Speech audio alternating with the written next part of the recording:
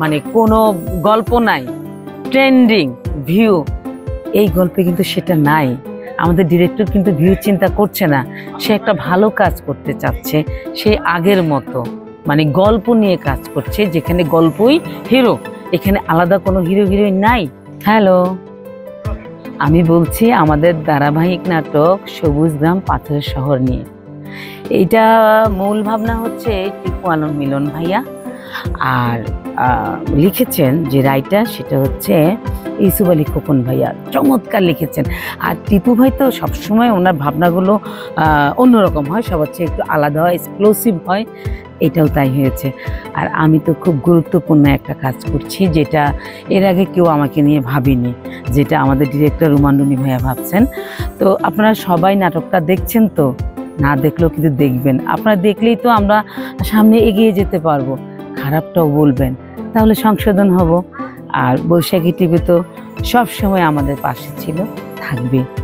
আমি যে এই ক্যারেক্টারটা করছি, আসলে এটা শুধু আমার গল্প না, আমাদের ঘরের ঘরের গল্প, মানে সব ঘরেরই গল্প মোটামুটি এই ধরনের কাহিনী ঘটে থাকে। হয়তো 203-এর মধ্যে ঘটছে, বা বড় যা ছোট জায়ের মধ্যে ঘটছে, বা বড় চাচা বড় চাচির সাথে ঘটছে।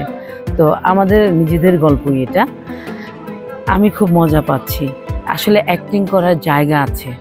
আমরা তো এখন স্রোতে যেভাবে ভাসছি, মার মার কাট কাট, আমাদের ডিরেক্টর কিন্তু ভিউ চিন্তা করছে না, সে একটা ভালো কাজ করতে চাচ্ছে, সে আগের মতো মানে গল্প নিয়ে কাজ করছে, যেখানে গল্পই হিরো, এখানে আলাদা কোনো হিরো হিরোইন নাই, গল্প নিয়ে সে দৌড়াচ্ছে।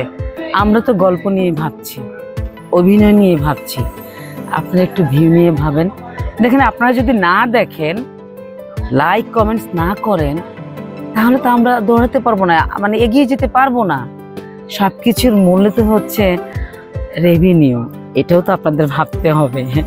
নাহলে চ্যানেল কেন ইনভেস্ট করবে? এই যে দিলারা জামান আন্টি আছে, বর্দা মিঠু আছে, লাবলু ভাই আছে, আমি আছি, এরকম শ্যামল মাওলা আছে, অনেক অনেক বিগ বিগ আর্টিস্ট আছে।